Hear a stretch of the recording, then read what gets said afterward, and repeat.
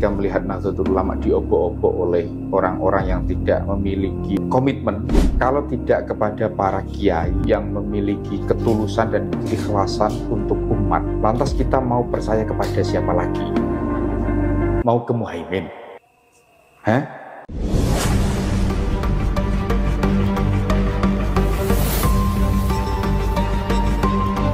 Kami mendesak kepada PKB agar mengembalikan kepemimpinan ulama, karena dulu PKB didirikan oleh NU dengan mandat sebagai wadah kepemimpinan ulama di dalam politik.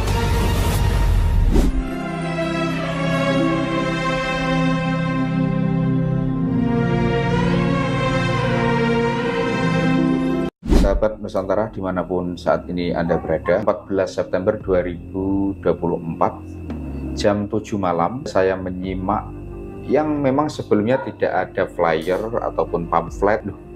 Ini Mbah Mus ini Kiai Haji Ahmad Mustafa Bisri yang hari ini beliau menjabat sebagai Mustasyar Pengurus Besar Nahdlatul Ulama, dan satu di antara inisiator berdirinya Partai Kebangkitan Bangsa. Ada Gus Dur, ada Kiai Haji Ilyas Ruhyat, ada Kiai Haji Munasir, ada Kiai Haji Mukhid Muzadi, dan Kiai Haji Ahmad Mustafa Bisri sendiri. Kalau masih mengaku sebagai orang NU, ini Suriah sudah manggil, tak datang. Berarti sudah balik loh sama kiai-kiai NU. Gus Mus di dalam video tersebut menjelaskan beberapa inti persoalan keumatan. Saya agak menyesal beberapa hari yang lalu saya membuat video yang tentang katakanlah agak sarkas sebenarnya. Maklum, ketika melihat Nahdlatul Ulama diobok-obok oleh orang-orang yang tidak memiliki komitmen, kalau tidak kepada para kiai yang memiliki ketulusan dan keikhlasan untuk umat, lantas kita mau percaya kepada siapa lagi? Mau ke Muhaimin? Hah? Jadi pada zaman Pak Harto itu pertama kali ada pemilu 71 kemudian 77. Itu entah kenapa Pak Harto itu pikirannya gimana. Jadi terus kelihatan ngeri dengan NU itu. Ketika tahun 71 kalau tidak salah, pemilu itu 71 itu yang bisa nyaingi partainya Pak Harto itu cuma NU. Kemudian dari Pak Harto dan Golkar ada odo-odo partai itu jangan banyak-banyak kira macam. Dengan pengertian lain ya NU dibonsai, dimasukkan dalam P3. Jadi ada hanya P3, PDI, Golkar. Ini semua yang Islam masukkan P3, yang tidak Islam di PDI. Gampang lah lawan. Nah, itu lalu di situ itu NU nggak bisa apa-apa. NU itu padahal bukan politik asalnya. Banyak khidmah NU itu untuk masyarakat itu meliputi pendidikan, kesejahteraan, ekonomi, termasuk di dalamnya politik. Ketika lalu NU yang di bonsai di P3 nanti terus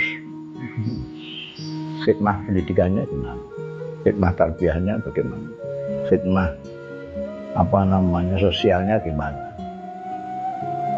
Maka lalu tahun 74-an itu NU menyatakan kembali ke fitrah 120. Jujur saya tidak memiliki poin-poin apa yang harus saya bahas, tetapi yang saya tangkap, ya mau bagaimanapun PKB harus dikembalikan dari mana tempat PKB berasal. Silakan saja sahabat menyimak secara lengkapnya di TVNU. Yang pasti berawal dari pertanyaan saya, kalau tidak kepada para kiai Nahdlatul Ulama, kita meminta petuah dan petunjuk untuk bergerak baik di diniyah maupun istimaiyah, lantas kepada siapa lagi kita meminta petunjuk? Kepada Muhaimin Iskandar. Pada waktu itu saya ngomong, ini yang saya khawatirkan kalau kalian semua para kiai ini bikin partai, saya khawatir kalau menang. Oh, ketawa semua, jangan ketawa. Soalnya kalau menang, ini Indonesia diserahkan sampean. Sampean sudah siap dengan apa? Mereka baru merenung gitu. Nah, seperti halnya saya ngomong dengan Allah yarham Gus Dur itu kan dulu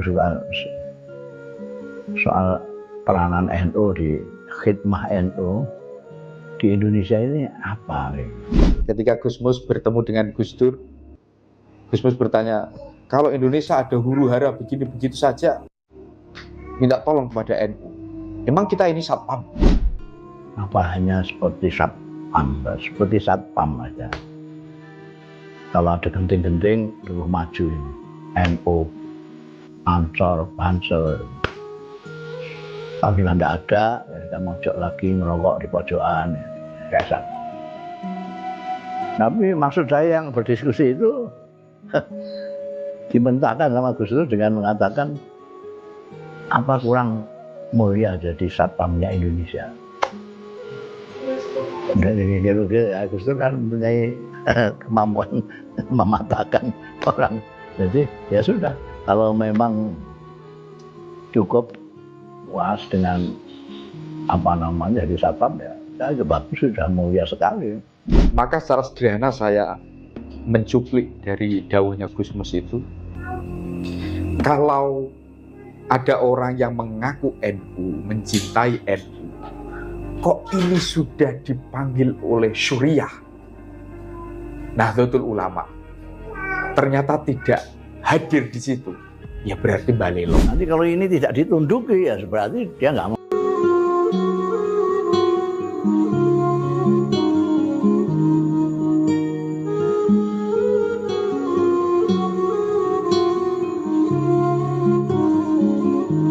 Soal sejarah berdirinya PKB dari Rembang, kemudian inisiatif para kiai untuk berkumpul, bermusyawarah dan mendirikan satu perkumpulan untuk mewadahi aspirasi umat melalui Partai Kebangkitan Bangsa.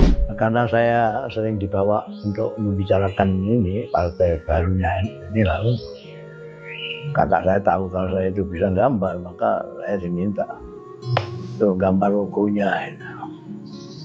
Ya nggak sulit-sulit, logonya mirip NU ya sudah. Orang yang kesan ini karena ada jagat dan NU gitu. Itu aja. Ya, sampai sekarang ini gambar PKB itu kan mirip sekali dengan NU. Dan itu tidak serta-merta hadir, tetapi pergerakan perkumpulan itu sudah ada jauh sebelum Orde Baru tumbang. Kemudian dinamikanya terus berkembang terus sampai kemudian terjadi semacam friksi antara Gus Dur dengan Muhaimin. Nah ini setelah berdiri dicuri saja oleh Muhaimin Iskandar. Sebagai kader muda saya jujur saja, saya nggak ikhlas. Kita doakan saja semoga kebaikan-kebaikan yang dinantikan oleh sahabat-sahabat Nusantara segera terwujud. NU selalu berkhidmah untuk bangsa dan menyadari bahwa orang NU itu banyak dan berada di mana-mana. Itu kita tahun 84 kalau saya itu karena ya itu supaya jangan hanya orang mengklaim NU milik dia sendiri. Saya merinding ya melihat video-video yang ada itu, Masya Allah. Jadi saya membayangkan tuh kalau NU membuat sebuah perkumpulan ketulusan bagi Indonesia, tidak ada satu kekuatan pun yang dapat menandinginya. Ya itulah peradaban governing TNI. Bagaimana menurut sahabat-sahabat? Tulis di kolom komentar.